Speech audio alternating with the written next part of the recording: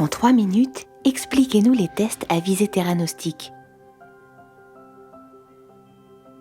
Ce qu'on appelle un test à visée theranostique, on pourrait aussi dire un test à visée thérapeutique, c'est une analyse génétique dont les résultats vont avoir une influence sur les choix de traitement pour une personne atteinte de cancer. La plupart du temps, il s'agit de tests faits à partir de la tumeur elle-même. Ces tests ne concernent aujourd'hui que certaines situations définies par l'oncologue. Les analyses peuvent aller d'un seul à des centaines de gènes. Elles peuvent également s'étendre au génome complet de la tumeur, c'est-à-dire l'ensemble de l'ADN. Ces anomalies qui sont présentes dans la tumeur, elles peuvent être soit limitées à la tumeur, c'est-à-dire elles sont apparues au cours de l'évolution tumorale.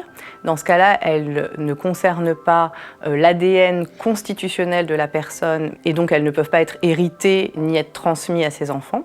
Mais dans certains cas, l'anomalie génétique qu'on identifie dans la tumeur, en fait, était déjà présente chez la personne avant le développement de la tumeur dans son ADN constitutionnel. Dans ce cas-là, il s'agit d'une anomalie qui peut être héritée d'un parent et qui peut être éventuellement transmise aux enfants de cette personne. En effet, l'ADN de la tumeur est constitué de l'ADN de la personne elle-même. Des anomalies génétiques, dites acquises, surviennent et s'accumulent dans les cellules conduisant à leur transformation en cellules tumorales.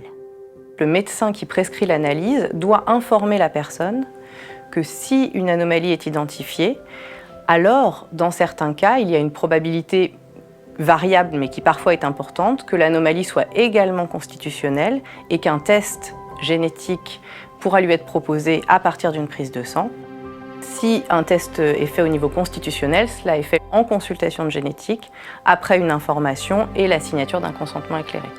Dans le cas où on identifie une anomalie génétique uniquement dans la tumeur, l'information va être utilisée pour le choix des traitements, mais n'aura pas d'impact pour la surveillance de la personne ni pour ses apparentés. Dans le cas où on identifie une anomalie dans la tumeur et que cette anomalie est présente également dans l'ADN constitutionnel de la personne, ça veut dire que c'est une information qui va être utile pour le suivi de la personne elle-même, mais également pour ses apparentés qui vont pouvoir avoir accès à un test génétique et pouvoir être surveillés si ça s'avère nécessaire.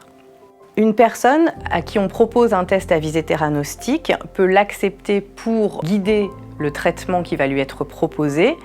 Si elle ne souhaite pas connaître son statut constitutionnel, elle peut refuser dans un second temps d'avoir une analyse de son ADN constitutionnel.